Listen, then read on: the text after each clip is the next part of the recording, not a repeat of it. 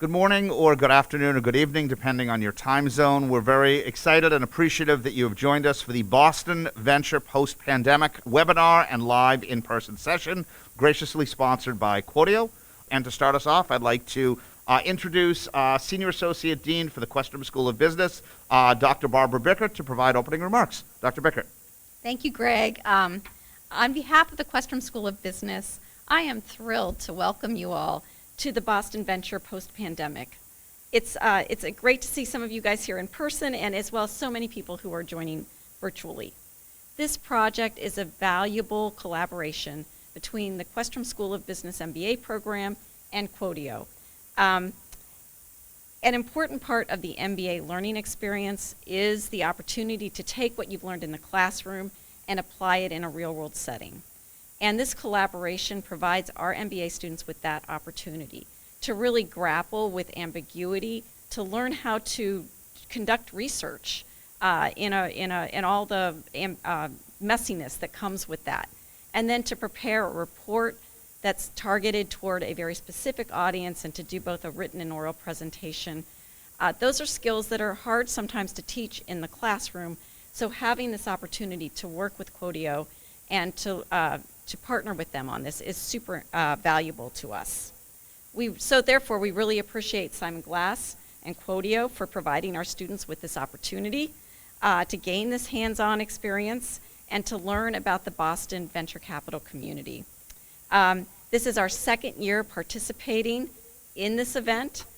We had 2 students last year, I think one is here, and we're up to 5 students participating this year, so really giving a lot of students a valuable experience. So very much thank you to Simon and Qodeo for providing this opportunity. To make this action learning possible, students need guidance and they need feedback. So I also want to thank Professor Greg Stoller for being the coach of the team and also for just making this opportunity possible as well, for making the connection. I know that the students value his input and his guidance as they've gone through and conducted this research. And I'm also providing feedback is our panel of experts, Caleb, Ben, and Shironda. Thank you guys so much for being here. Oh, and Ben, I'm sorry. And thank you guys so much for being here as well. And finally, and most important, thank you to the 5 students who conducted the research and who you will be hearing from today. They come from both our part-time and our full-time MBA programs. They are working full-time or they are taking a full load of classes and participating in a bunch of activities. And so this is something they're doing on top of everything else, and really, really impressive that they were able to take that on. So Ehab, Fawn, Chris, Siobhan, and Ivy, who's not here today, thank you for your hard work in conducting this research and preparing the report. And we all look forward to hearing your insights today. So with that, I'll say thank you. I'll turn it back to Greg and just say enjoy the session. I think it's going to be super interesting and insightful and valuable. So enjoy. Okay, so I just want to quickly go over our agenda for this morning in the Eastern time zone. We're shortly going to have opening remarks by Qodeo CEO Simon Glass. Then our MBA team is going to present the results of their research. At that point, Monica is going to talk about data and social media at Qodeo, and then I will introduce our panelists, and we will have a panel discussion. I've known each of the people on the panel, in addition to Kevin Blackman, who's joining us virtually, and we're looking forward to a good afternoon. I will turn things over to Qodeo CEO Simon Glass. Thank you.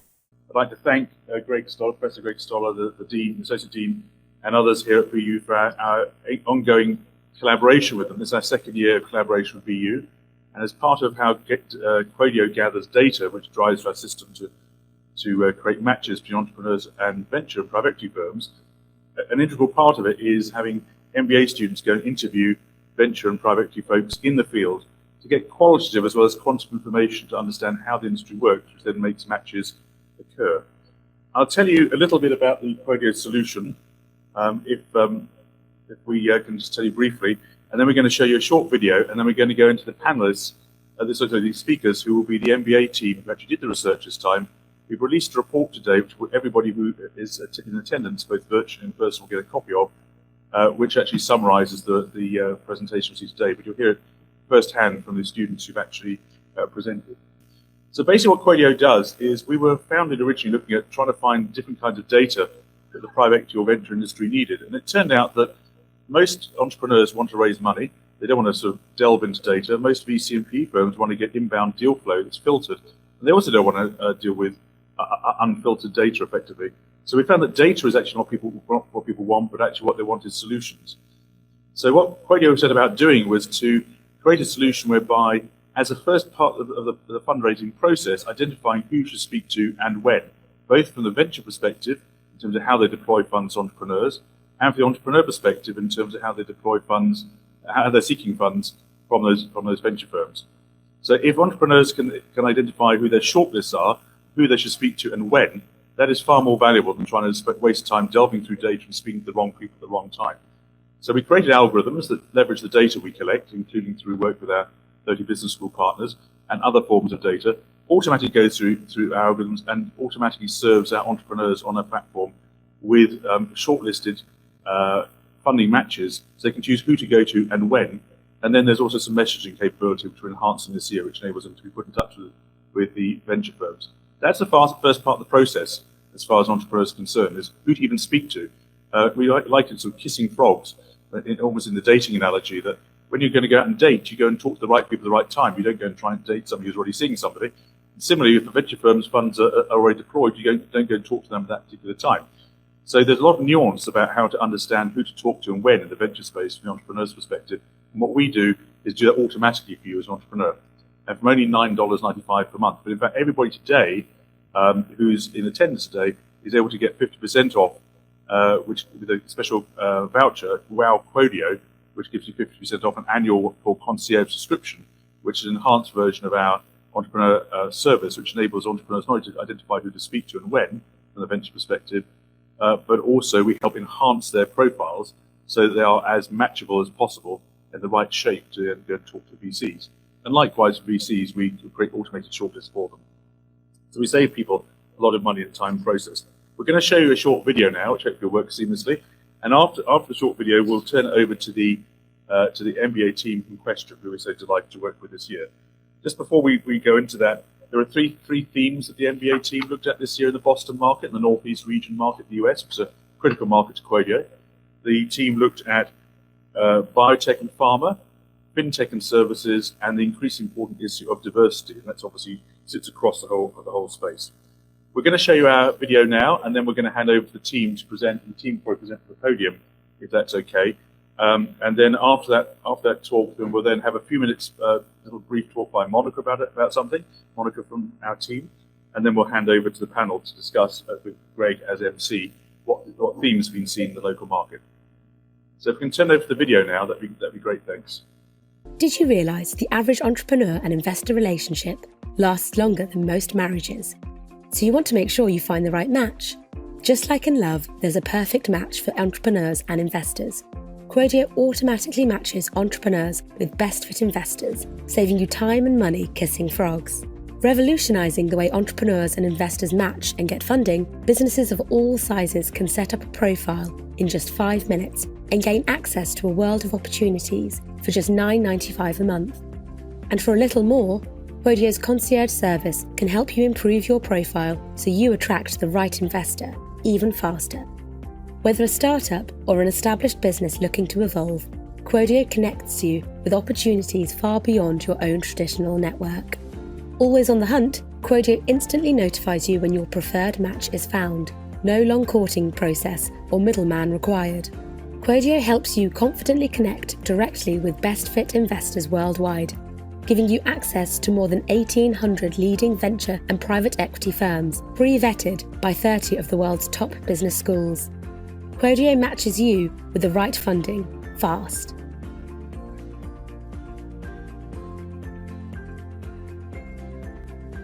Thanks very much for watching the video. In fact, we actually now got over 6,200 VCs now on the platform, and at the time the video was made only a few months ago, we had 1,800. So it's got about a third of VCs globally in some kind of way covered on the platform. Okay, what we're going to try and do, if that's okay now, Greg, is to hand over to the MBA team. Yes. And have them present their findings and what's happened to Boston. So there was a previous report put out, one of the MBAs from our previous project, David Landsman's here today, had a fantastic team with him and Malav in 2020, the heart of the pandemic. They went out and spoke to loads of VC and P firms in the Boston market and saw the trends at the time. And what they saw was that Boston VCs were seeking horses, not unicorns. In other words, there was a kind of an expectation management, which is slightly different to the Silicon Valley space. It's one of the key takeaways. That report's also available. But today, we're going to see where Boston has come to in the last 18 months post that previous project. So if I can call Greg, please, then call up the team. We'll have the MBA team. Hopefully Greg can introduce them, and they'll then go through the themes they saw in the Boston market, and we'll come back to the panel. Thank you very much. At this point, I will turn it over to this year's team of Ivy, Siobhan, Ehab, Chris, and Fawn, and take it away. Thank you, Greg. It is my great honor and pleasure to be here to share the key takeaways as well as the thinking thought of this program. I was so thrilled to join this team. It's a dream team.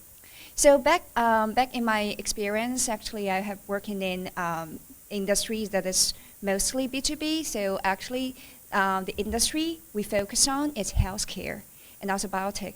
It's a new industry for me, but luckily, it's a pillar industry in Boston area.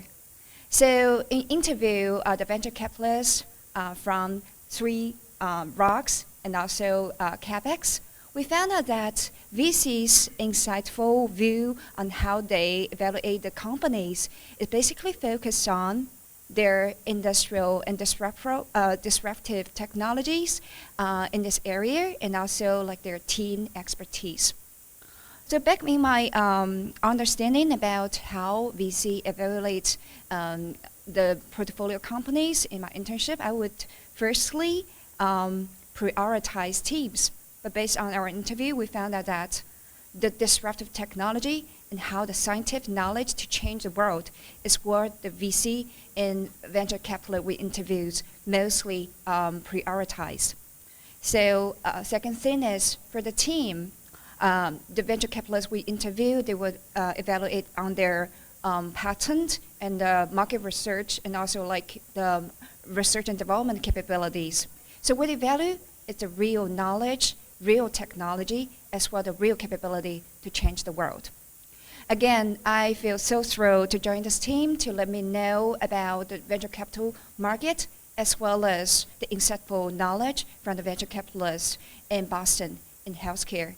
And in the future trend, actually, this area is moving to the digital medical care and healthcare. I'm looking forward to the future and see if anything in the digitalized world can change the world. Thank you. Good afternoon, everyone here and online. So my name is Ehab Morad. I'm a BIMBA student, part-time MBA student, and I'm also a partner at S&M Property Management Company. And recently, I just launched my tech startup, and I'm honored to work with Greg as his credit assistant and with all the team. Okay, thank you so much, Simon, for the opportunity. Thank you so much, our attendees. So I've always been interested in the fintech area, and now when we started this project, I talked to Simon if we can meet with VCs that works or invest in the fintech area, get their insights on how they evaluate investments, how they open the tickets, for how long do they stay with the company, how they do their exits, what's their strategy with the folds and ups, okay, or with the downs and ups, how they see the future of the fintech area in Boston. So luckily, Boston has more than 35 of colleges and universities. The state itself has 350 of estimated number of fintech firms, and that takes us to the second step where the state wants to be a global provider for the fintech services. When you look at the report, when you read through the report, you will see that 35% of the fintech, or sorry, of the deals that closed by these VCs were fintech focused. Okay, so that tells us if you are evaluating a startup, what you are looking at when we asked VCs, the most thing that they mentioned to us that you need to know if this is a real entrepreneur or just someone who wants to be on the show. they are gonna stand for you, or they will panic once they run out of the money. And that will take us to a strategic direction that they are planning to go with these startups.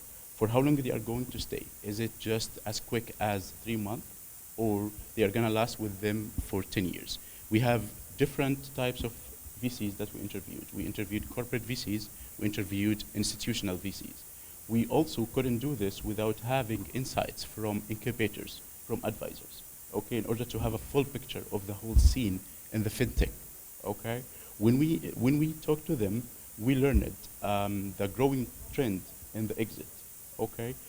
They said that as far as we are watching, it's growing more into the SPACs and merging and acquisition more than the traditional IPO. Some startups said that some VCs said that we might just do an exit as quick as 3 months. Okay, others said that we are average of 5 months. Okay, depending on our strategy. One of the corporate VCs said that we are strategic. We look at the startup as we are raising a kid, so we might last with them for 10 years. We actually do business development for them, and that takes us to the actual IRR that they are looking to achieve. One vice president at a VC mentioned that, well, I'm always aiming to have 40, but 35 is not bad, and we are all salesmen. So that's what I'm looking at when I'm doing my pitch deck to my venture collective. When you look at other factors that they are considering and why it's getting quicker to have a very quick exit, we asked it for their insights on that. They mentioned that it's way easier now to start business. So some startups looking for exits even before having revenue, and some VCs and investors looking for that as well, not just startups. So if there's any entrepreneur, look for that VCs who might look for 3 months of exit. Okay, that would be so much way to be rich. And when you look at the hot sectors and how they are looking at the exits, not all of them achieved the unicorn stage, but they are still hunting it. Okay, but when we asked them about the challenges, they said we are trying to be now more open, especially when it comes to diversity. The VC is a male industry, mainly white, but we are doing our part. We are trying to look for further diversity, because the more you have diversity, the more or the higher probability you will be successful. Thank you so much for this, and I will give it to Siobhan. Thank you for the nice segue there, Ehab, into the diversity and social impact. My name is Siobhan Bauer, and I'm a first year in the dual health sector MBA and Master's in Public Health program. And I'm really excited to talk about the research that I done about the social impact landscape and the diversity landscape here in VC. So some of the leading questions I had going into this research was, how is social impact and diversity kind of thought of by different VCs in this space? How firms are approaching getting deal flow in this area? And what is really pushing this trend to be kind of more ubiquitous and not just kind of the du jour thing happening? So it was pretty quick right off the bat that social impact is defined very broadly. You know, I think there's in 2 categories. There are firms that are investing in companies that are addressing social impact, whether it's environmental challenges, renewable energy, economic development, education efforts. But then there's also a really concerted effort right now to bring diversity into the mix and to make sure that money is being invested in underrepresented founders and people who traditionally have not been brought to the table. So one of the firms that I spoke with, a large financial institution, had earmarked $200 million of their own money towards social impact. 20 million of that they wanted to direct toward women and minority-led businesses, and 50 million of that was earmarked for their Black entrepreneurs investment initiative. And I think just having these large institutions kind of lead the way in that space is something that's really exciting and hopefully will trickle down. One of the challenges in this space is kind of breaking down this exclusive network idea that you have to be in part of these kind of elite networks that traditionally are white and male, that are leaving out a lot of people. And I think a platform like Qodeo is exciting because it's creating an opportunity to connect these people that might not have a Rolodex full of founder or funders that they can go to right away. And on that topic of deal flow, the firms that I spoke to have taken on a couple of strategies to make sure that they're reaching out and connecting with some of these founders. whether that is opening kind of inbound requests, almost like calls for proposals, whether it's putting their own staff members in communities and regional areas in the US that aren't being funded necessarily, and kind of finding networking opportunities, whether it is conferences for different colleges or different groups where they can meet these founders where they are. And looking forward, what is pushing this trend? The VCs that I spoke to really said that this pressure to focus on diverse funders and focus on social impact is coming from the people funding them. I think people are really wanting to see that their money is bringing them both financial success and making some good mark on the world. And one of the opportunities here and one of the challenges we see is how we're going to capture this social and this impact in a way that is relevant to the investment and the investors. We have very clear ways to measure financial success of an investment, but capturing the social impact can be a little more difficult in a way that is not feeling purely philanthropic, but that is really seeing that we're having some financial impact. I think this is a trend that we're going to see continue to grow, and like Ehab said, this is not just in social impact firms, this is all firms that are becoming very mindful about wanting diversity to be kind of center to their firms. And now off to Greg. Thank you.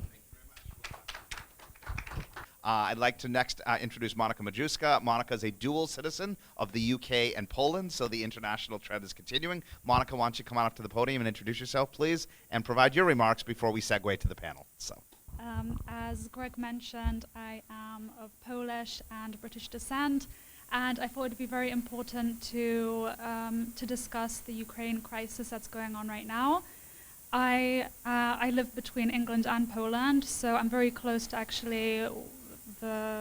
I'm close to the border. So I wanted to just say that there are so many ways that people can help. And if you're not by the border, if you're not in Poland, if you're here in the United States, you can really do so much to help. There are so many organizations, and just donate wherever you can, money-wise, or if you can donate food or military equipment, anything. These things are really needed. So, so I think that's what I wanted to mention. I wanted to thank Simon for giving me the time off to actually go and volunteer in Warsaw as well as by the border. So thank you so much, and off to the panel. Thank you very much. We wanted to thank Monika. So Monika is out with our team. She's in Europe, but she's come here for the week to help with this event and other activities here. And we decided with her that she could spend some work time to go and actually help some of the refugees, and particularly some women refugees. And she went to the border, so anybody who's interested in actually connecting with Monika could tell you that those experiences, which sounded heartfelt, and also the Warsaw train station where we were trying to sort of be directed back and forth. And it affects us in the tech world because an awful lot of tech businesses have been based in Ukraine, and an awful lot of the tech workers in Ukraine were women workers also. So they've all been displaced, and people had various initiatives to try and help them out. The Red Cross is one of the main organizations you can donate to help with what's going on there. Hopefully not too many of you have spare military equipment to donate right now. Just quickly on the, we had the Qodeo blog before, just was posted. So if you want to learn more about what Qodeo does, you can please sign up to Qodeo, Qodeo.com. They said as well, Qodeo gives you 50% off to go into the system as an entrepreneur. We're actually free to VC and private equity firms, not because we think VC and people are cheap, even though I worked in the industry myself before, but because we want to make sure there's as much co-option as possible from the VC community in to look at inbound deal flow for entrepreneurs. And we're for only $9.95 per month for entrepreneurs.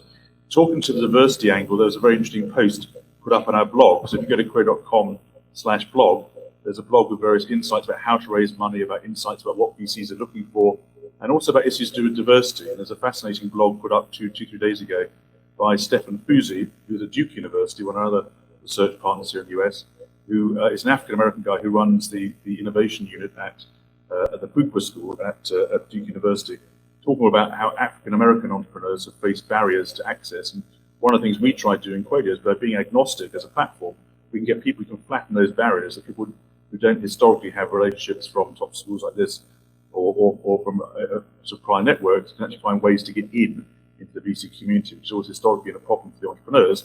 And by the same point, when VCs have invested into entrepreneurs, what you often find is that they invest into people like them, And there was actually a study done by a couple of Harvard business professors with Josh Lerner, who's over at Harvard Business School on our advisory board, that's over the river here.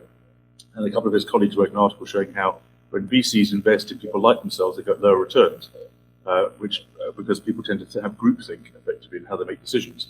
So diversity not only is important from its own perspective, but it's important for returns, and that's for LPs. So if we can now turn over to Greg, and Greg, who is this illustrious professor here at BU, is also an amazing MC. And Greg now MCs our panel and maybe introduces our panel, and the panel can say a bit about their backgrounds and we talk about some of the themes we've just seen. And so then sort of try to wrap by about 1:30 East Coast time here. Great. Thank you very much, Simon. I'd like to start off by having each panelist introduce themselves. Let's start with Kevin Blackman. Terrific. So Kevin Blackman, I'm a co-founder of Helix Power, which is located with Greentown Labs in Somerville. I also serve as the Chief Strategy Officer of Revere Capital Advisors, based in New York. And I've been in the entrepreneurial space for about 25 years. I was the CEO of a company back in the 90s, and have been an advisor, consultant to companies ever since. Great, thank you. Vis-a-vis the people on the panel, I know who are here in person. I know each of them quite well. In fact, I go back with Shironda was a former student of mine. Ben and Caleb and I easily go back more than 10, perhaps 15 years, etc. Let's start with Sharon Dwight so she can introduce herself. Please. Good afternoon, everyone. My name is Sharon Dwight. I am Questrom class of 2018. I was a social impact MBA student with a concentration in entrepreneurship. I am the co-founder of Cupcake Therapy, which is a premium nut-free allergy-friendly cupcake company. And I'm also founder and CEO of Qodeo, which is a platform that helps students and their families to better understand the true cost of college and how to pay for it. I actually launched Qodeo during my second year at Questrom. And Shironda was very generous to use her company as a case competition for our incoming MBA students, and everyone got a huge amount out of it, as did I. Ben Littauer. Thank you very much. First, I want to commend Monica for all of the efforts with what's a defining moment in our history, and I really appreciate you bringing that up today. I'm Ben Littauer. I'm an angel investor since 2008, invested in over 50 companies to date. It used to be, I'm always been a small investor with a big mouth, which is why Greg likes me. But I used to say as an angel, I didn't have to have a thesis, but over the past 2 years through the pandemic and the Me Too movement and the Black Lives Matter and the general visibility of social inequities in our society, especially in the US, I now have a thesis is that my small amount of money has to do some good. So I'm no longer investing in Facebook marketing schemes, which have played very well, but I don't see that as a social good. So that's where I am. I'm happy to talk more about it as Greg sends questions our way. Absolutely. And last but certainly not least, someone who I have a huge amount of respect for, who's been a major volunteer of mine, as I said, going back over a decade, Caleb Winder. Good afternoon. I am Managing Director at the MemorialCare Innovation Fund. It's a corporate venture group. My partner and I manage about $150 million of evergreen capital focused on healthcare IT and digital health. It's a really wonderful place to be working at the intersection of healthcare and venture capital. We are able to invest in companies that are really helping to solve problems, from lack of access to behavioral health. Company we were invested in called Silver Cloud, which rapidly expanded access while reducing the cost of behavioral health therapy for people all around the world. We also are investors in companies like Baby Scripts, which are helping close some of the gaps in care. We talked a little bit about DEI and health equity. Well, Black women are 4 times more likely to die of childbirth, and Baby Scripts is working to try to solve those problems. So it's a very exciting place to work. We try to do well and do good at the same time. Thank you very much. I would very much encourage everyone to read the report. I didn't write it, so it's not taken across, read my own stuff. Our students did an amazing job, which is a perfect segue into a live panel discussion. Kevin, let's start with you just because you're online and we want you to feel completely included. The report stopped right, unfortunately, as the Ukrainian crisis began. How has that changed any investment theses you have, either as a financier or an operator, over the past month or so? I mean, for me, frankly, I think there's been just an increase in some, risk aversion and people being sort of nervous about what's going to be happening in the future and not knowing when, supply chain bottlenecks will either increase or decrease.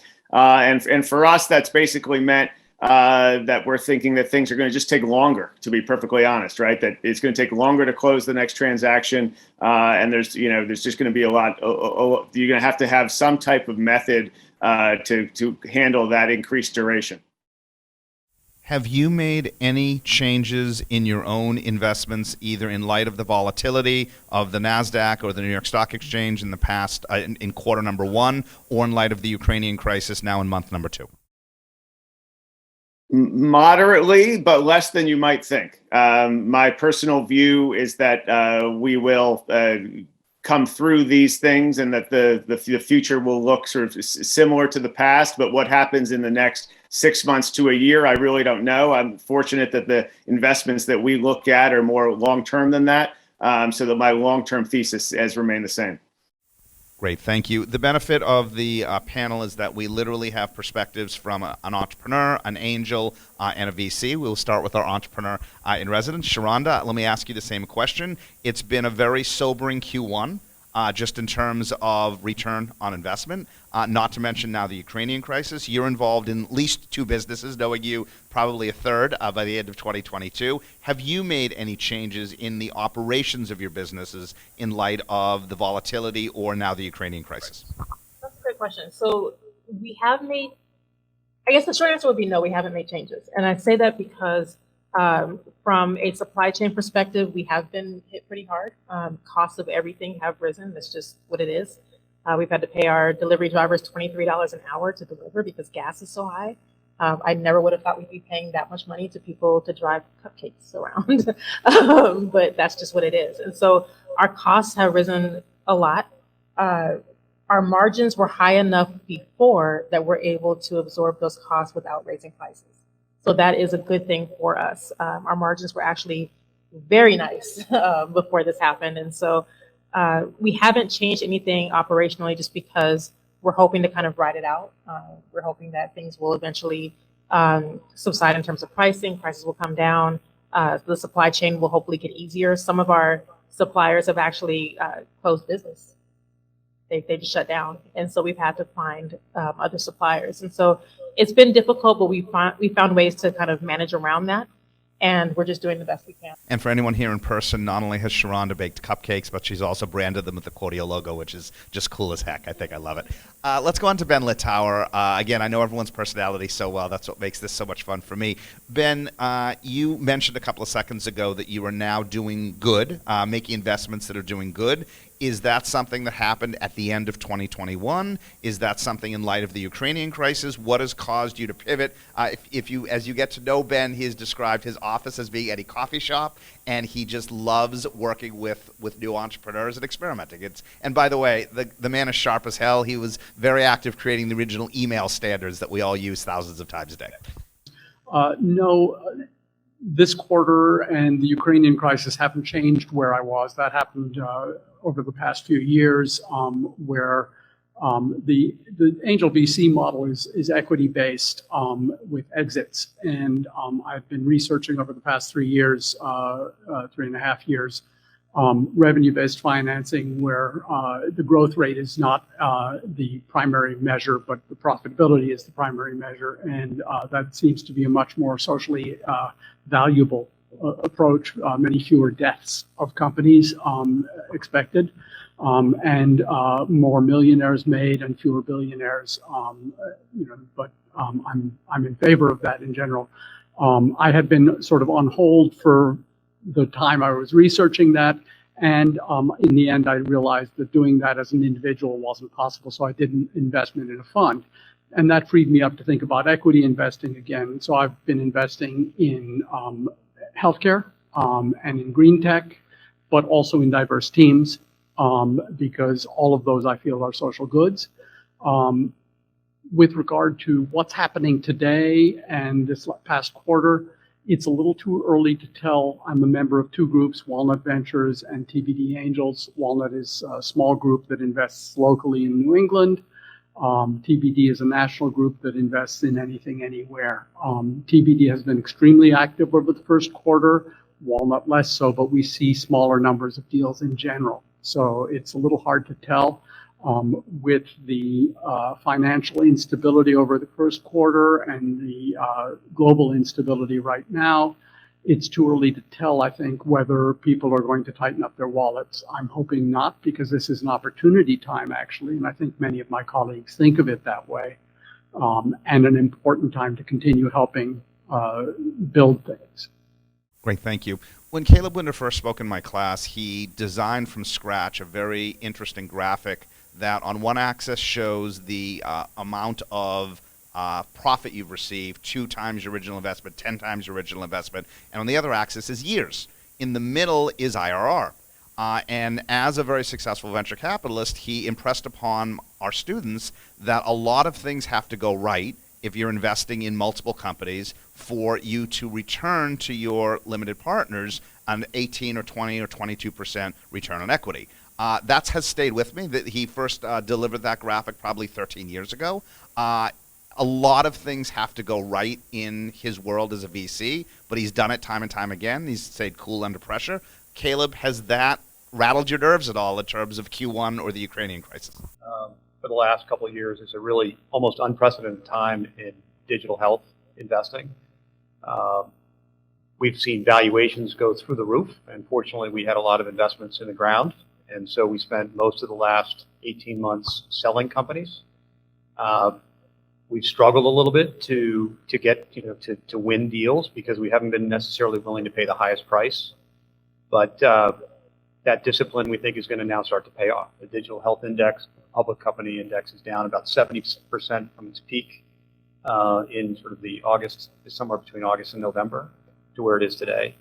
And so we're starting to make the move from harvesting, which we were doing the last couple of years, just doing a couple of new investments in 21, to this year. It looks like we'll probably do 3 to 5 investments, maybe more.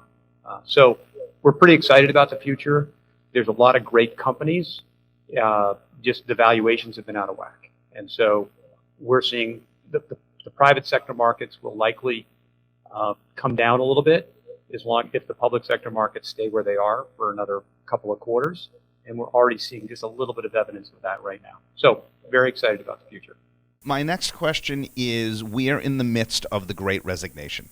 We thought it was an aberration a couple of weeks or a couple of months in the summer, then it extended into the fall. Now that we are in April, it hasn't abated at all. It's businesses at all aspects of an ecosystem are struggling to find workers, from the executive ranks all the way down to hourly employees. Caleb, has that impacted your investment thesis in terms of finding qualified people to run these companies that you're investing in? Well, there's been record investment in digital health, and there are so many new startups out there all vying for the same talent.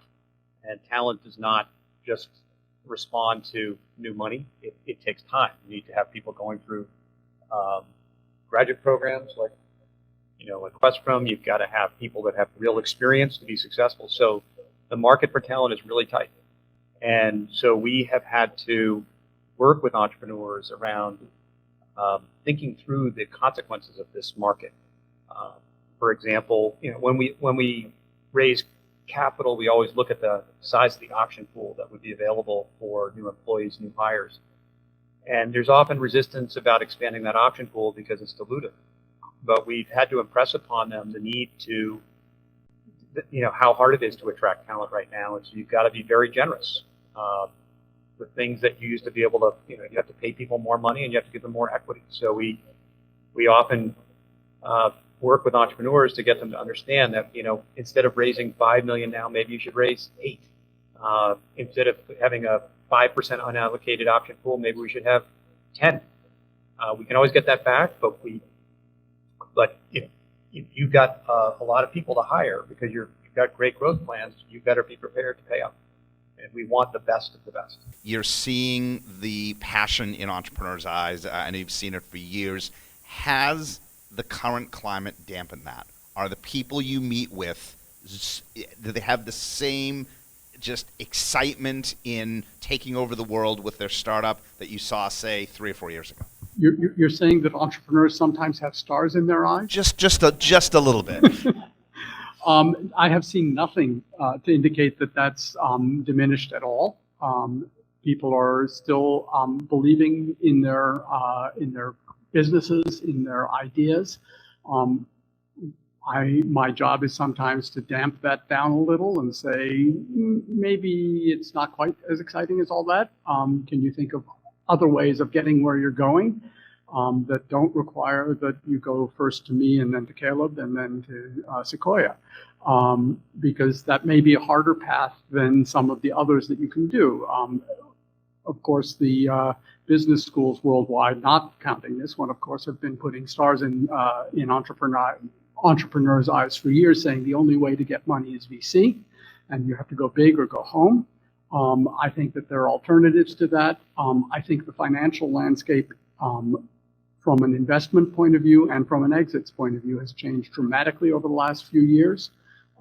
Everything from regulation crowdfunding to SPACs and reverse mergers have made exits possible. The rise of revenue-based financing as a startup in the investment community, all of these things have changed the landscape sufficiently that looking in one place is no longer the answer. You have to look around for all sorts of different things, and you have to understand that your business will look different depending on the kind of funding you take. Well put. Shironda, as you're envisioning your next business, do you think it's going to run like your other businesses have run, in the sense that you're going to go for an MVP, a minimally viable product, you're going to go out, you're going to talk to customers, you're going to revise that MVP, eventually raise money, and continue moving forward? Shironda has the benefit that she's worked for foundations before she started companies, and she's worked in several different portions of the United States. But as you're envisioning Venture 3, beyond Cupcake Therapy and beyond CauseEDU, will it look and feel the same to you? Like I said before, we launched while I was at Questrom. And we started during the Starting New Ventures class. We did the New Venture competition. We placed second out of over 100 startups. We did all of the things. We did Mass Challenge. We won that. I mean, we did everything that you say you should do from beginning to end, right? With Cupcake Therapy, that was an accident. That started as a hobby during the pandemic, actually in March of 2020 with CauseEDU. We launched our financial education platform on a Tuesday, I think. And an hour after we launched, Harvard announced that they were shutting down and sending all of their students home. By the end of the day, MIT made their announcement. By the end of the week, schools across the country made their announcements. We had contracts that were canceled. We had events that we were supposed to be paid to speak at that were canceled. Everything was canceled. And so, and this was, the very beginning of the pandemic. Nobody knew what was going on. Everything shut down. And so, Cupcake Therapy was really kind of a placeholder while things were slow and we were trying to figure out what we were doing with CauseEDU, and it just took off. And so we didn't do any of those things. Ben, I'm going to start with you this time. The last 3 to 5 years have been amazingly successful, no matter what sector you've looked at, whether it be equity, whether it be debt, whether it be private equity, turnarounds. I mean, across the board, we've had a really good run. Would you counsel entrepreneurs who you're meeting with to temper their expectations for 2022 or 2023, or as Caleb said, is it business as usual? I don't think it's business as usual. I think it's business as with a new normal. I think that across the board here, you'll see that companies are looking at the virtual environment as real as this environment that we're sitting in today. That's the new reality. Whether you believe in the metaverse or not is another question, but I think that we are seeing that companies are going to be more virtual, and the support systems for that offer a tremendous amount of opportunity to anybody who looks there. So I think things will be very different from an investment point of view. I think that there's a very significant risk that a lot of the capital will dry up in the next few years. So that speaks for very efficient business or businesses that enable efficiency. And again, the virtual environment is an enabler there. And so I think we will see a significant shift in the kinds of businesses that are successful over the next 3 to 5 years. But there's still going to be an awful lot of businesses started. Caleb, I like how you stated it a few moments ago that you've moved from harvesting to now investing. What are you telling either future entrepreneurs that you're investing in or your limited partners in terms of their IRR expectations over the next, say, 2 to 3 years? We're telling them that we see good opportunity, which we do. We have approaches that can help us mitigate some of the valuation challenges, whether it's using convertible notes. And I've got, from my seat working with the healthcare system, there are a lot of reasons that companies would like to take our money. We help them not only work with our own healthcare system, MemorialCare, but others. We don't promise contracts, of course, but we have a lot of influence at MemorialCare and at other healthcare systems, so they kind of want our money. And really part of what's going on is that there is currently on the sidelines an unprecedented amount of dry powder in private equity and venture capital funds. So money is becoming much more of a commodity right now, or it is, and it's probably going to change to Ben's point, but for the next 2 or 3 years, there is an unbelievable amount of capital available. So, like I said, we're very disciplined in how we look at and value companies, and we think that because of our reputation, our connection and affiliation with healthcare systems, that we will continue to get good opportunities that can make money. Shironda is unique as one of my speakers that in almost all of the businesses that she has started, she really does not want to take on outside financing. So it's ironic to me that there's a lot of dry powder on the sidelines, but it just keeps sailing right over Shironda's head that it's just not something she wants to take on. My question is, as these businesses grow, you need to take on capital in order to fuel that growth. Do you ever see yourself having to take or involuntarily having to take outside financing to continue the trajectory of either Qodeo or Cupcake Therapy? We started out thinking we needed to have this huge budget, and it turned out we didn't. I built the platform myself initially for our MVP, and then brought on a CTO who expanded it from there. We had a chief partnerships officer who was focused on working with schools to bring in partnerships. And so we had revenue before we actually had the business officially off the ground and running. And we did a lot of the work in terms of the tech piece ourselves. And then in terms of our financial advisors and all of the people that we brought on as experts, we thought that we had to include them in our budget. And it turns out we didn't. What they typically do is they pay you because they're getting leads by working with your families. And so it just turned into, so that's a line item that we can take out. So basically, long story short, the costs for us to run Qodeo were lower than what we even thought they were. And so that's why we didn't even take on funding. On the Cupcake Therapy side, we do anticipate that we will take investor funding just because we have expansion plans that are ambitious. We're opening our first storefront in the next couple of months. Our second one, either we're assuming by the beginning of next year or the end of this year. Both will be in Boston, our third will be in Providence, our fourth will be in Atlanta. We already have our plans. We already have the markets for it. And so in order to move as quickly as we would like to, we have to take on investor funding. We have applied for grants and other funding. We received a $25,000 grant from the Boston Celtics and Vistaprint, which is great. They're also providing free marketing and all of this other stuff for us. And so we went that route first, but we do plan to look at investor funding because we believe that it's best for the company. Excellent. Ben, the traditional angel or VC model is we give you X money, we own X percent of your company, we need either an IPO or a merger or a company sale in order to get that back. You've been a huge proponent of revenue-based financing now for several years. Could you explain what it is and why you think it's so useful? Well, companies that have a decent margin can operate profitably, and if they don't try to grow too incredibly fast, that can be supported through customers. And if you have those margins, you can pay the investors out of free capital rather than out of the equity of your company. The virtue of this is that 3 years later, if you're lucky, or 5 years later, if you're a little slower growth, you're rid of those pesky little investors who get in your hair all the time and tell you to do things differently. And you paid them off. And one of the downsides of the kind of investing, the equity investing, is it's grow or die, and we don't care which you do. And so a lot of our companies just die, and it's a death of trying to grow too fast, as opposed to a death that was otherwise foreordained.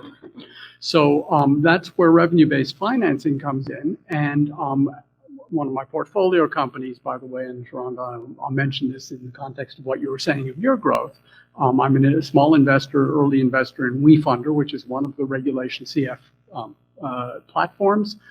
They do support a revenue instrument.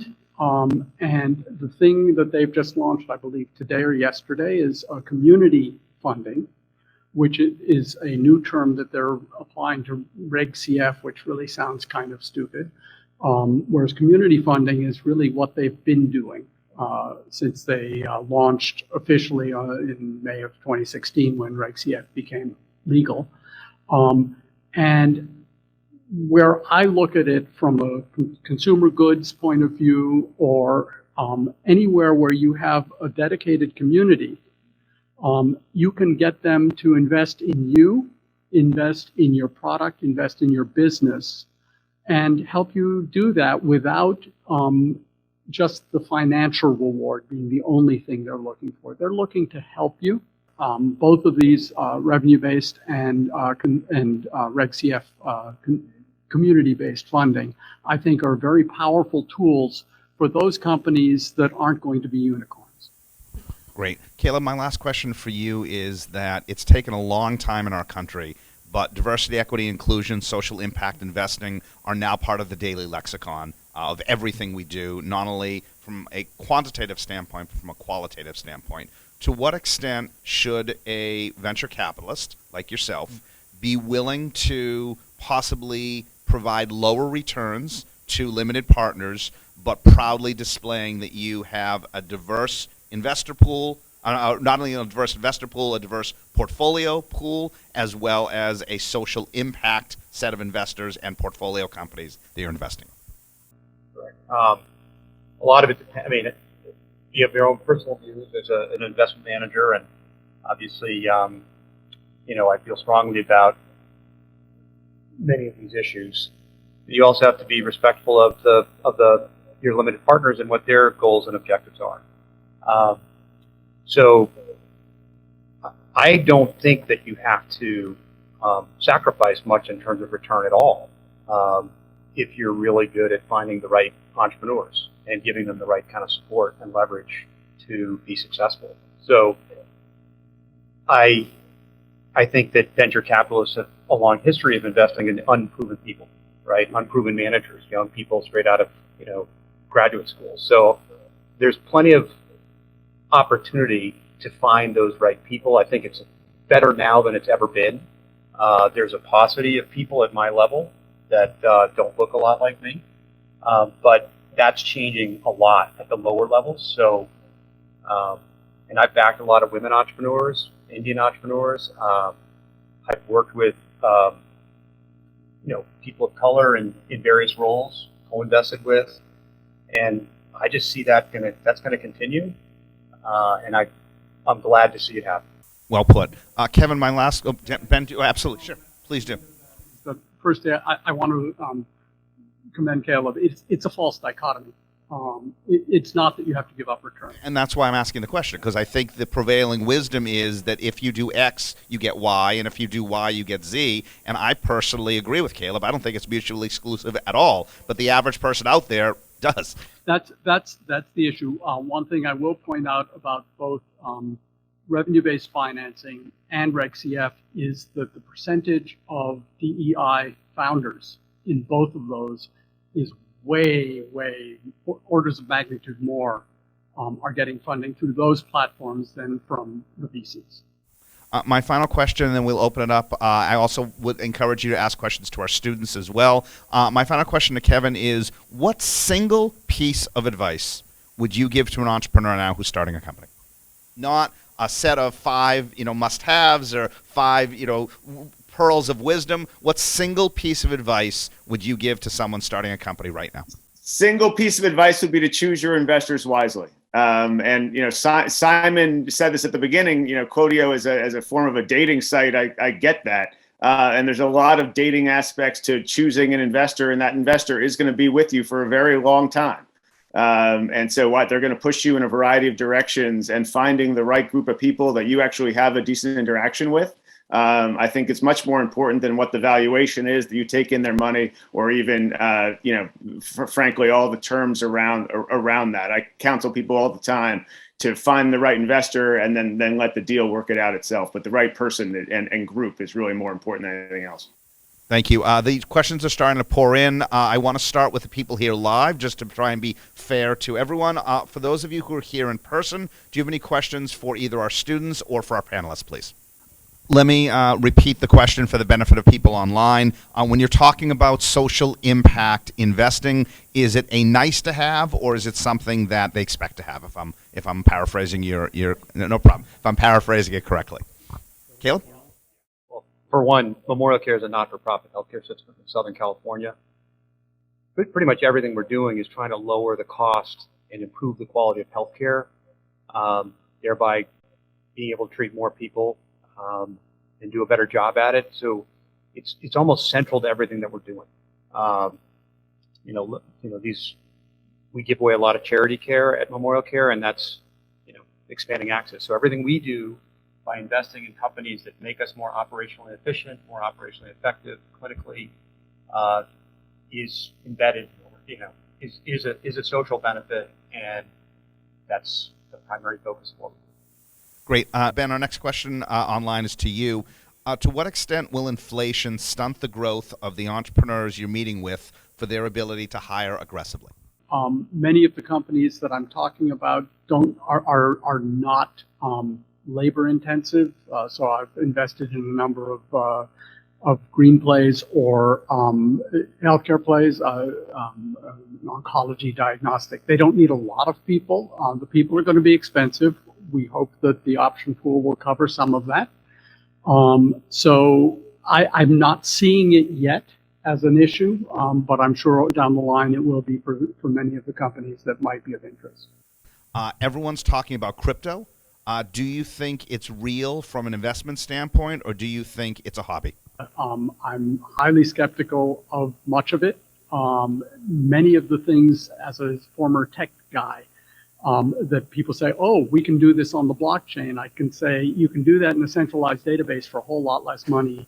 And the benefits just aren't there. So I am a skeptic. There's so much froth. I mean, I still don't really understand what an NFT is. And even though I've studied it, so it's a great Ponzi scheme. I read the biography of Ponzi recently. It's quite fascinating. It is quite. I've read it. It is quite fascinating. But on the other hand, I'm not sure I want to put my money into Ponzi's scheme. So I have not made any investments in crypto other than a token investment, so to speak, in Bitcoin and ETH, just to see what it does. Our final question of the webinar goes to you, Caleb. You mentioned during your answers there's a lot of money on the sidelines in dry powder, and the person who asked the question said, is that a bad thing?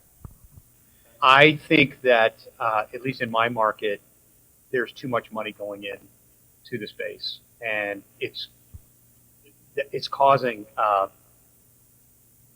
it's really distorting the competition. The market's only so big, right? And if you have too many competitors, it's going to, make the prices go down in terms of, what each of these companies can get from their customer, and it's driving valuations up, which is because there's only there are only a few really quality opportunities. So when you see that imbalance, it leads to problems. We've seen this before many times in the healthcare investment industry. People get excited because they see a couple of really big winners happen, and then all of a sudden tons of money pours into the space, and investment returns go way down. People are investing with unrealistic expectations, and it's tough. So we are going to run into a tough situation. I think I talk to my colleagues in the healthcare investing space every day, and the different firms across the spectrum, and they're all really nervous. But we're actually,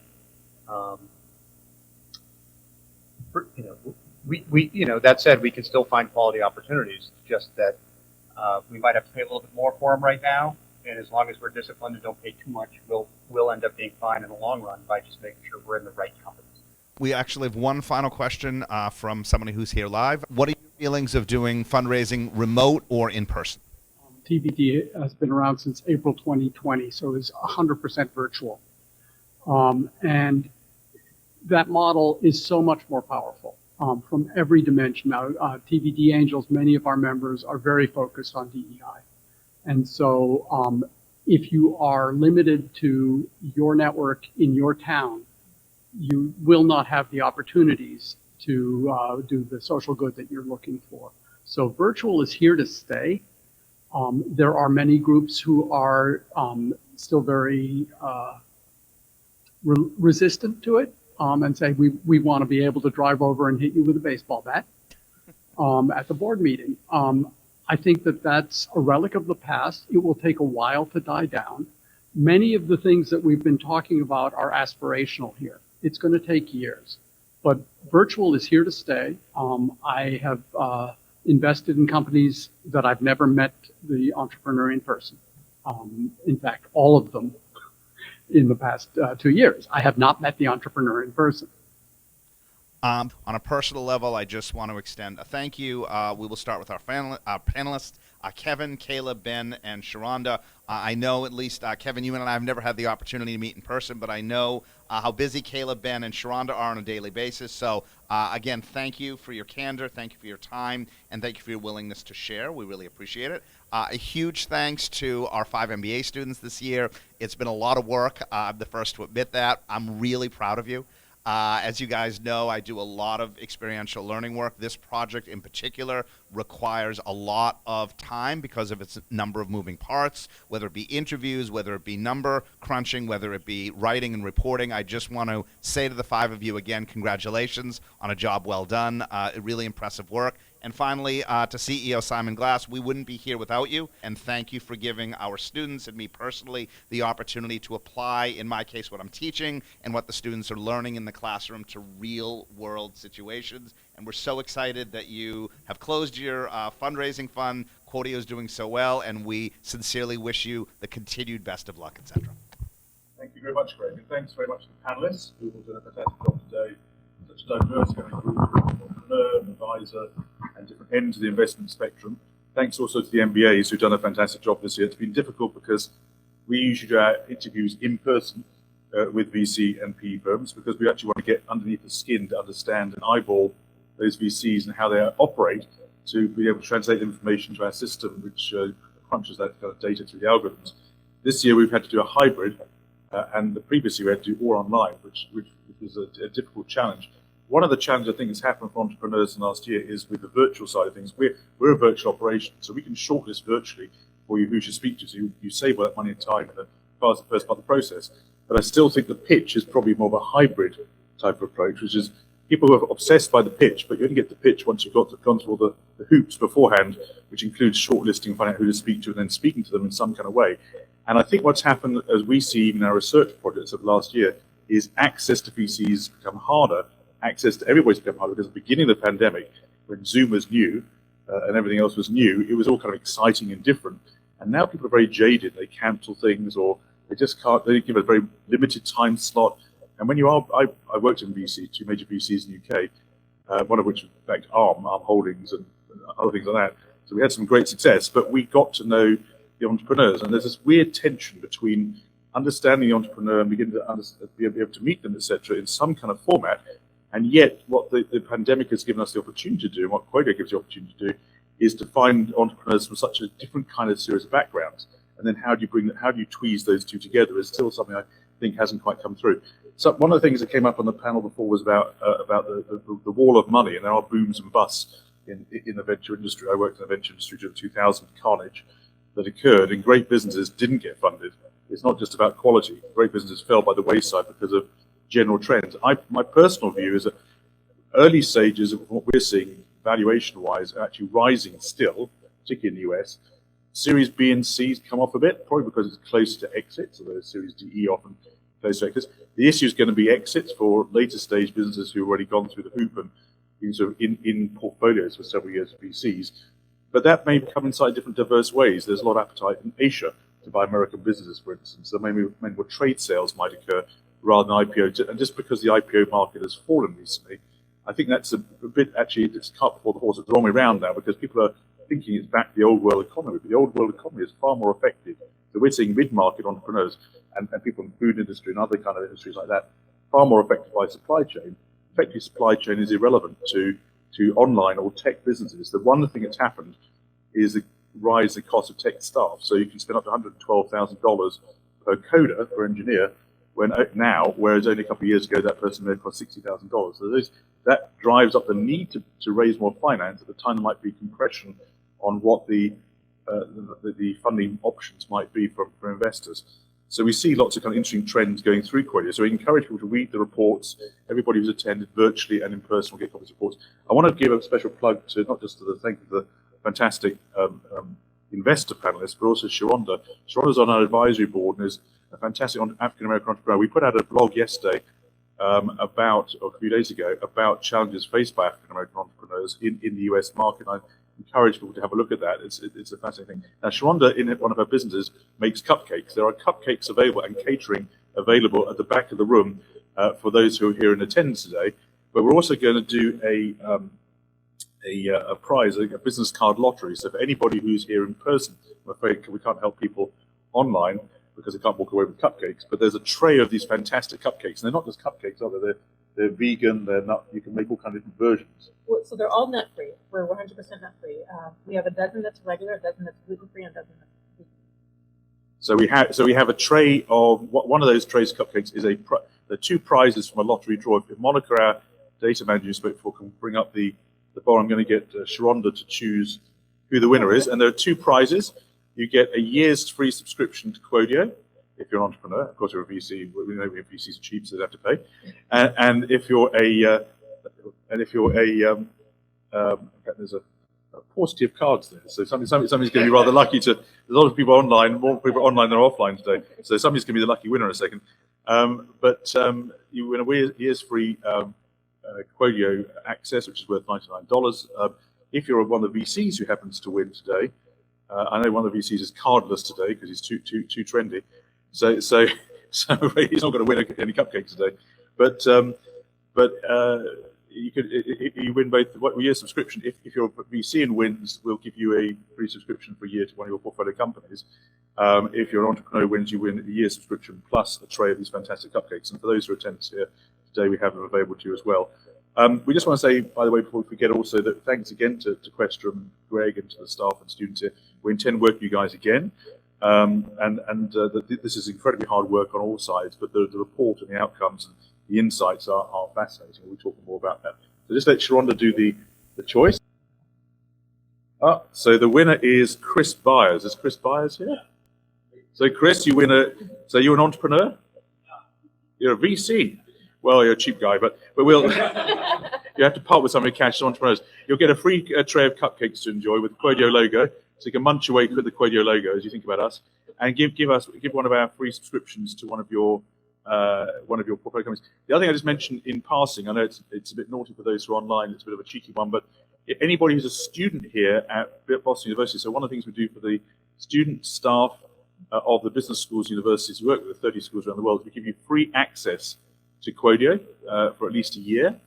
And there's going to be a new researcher-only version which comes out in a few weeks' time also. We're going to give you access. So if you're interested in signing up free to Qodeo as a member of the student body or the staff body at Questrom, please let us know. That goes automatically to our alumni. You're now alumni, the former students.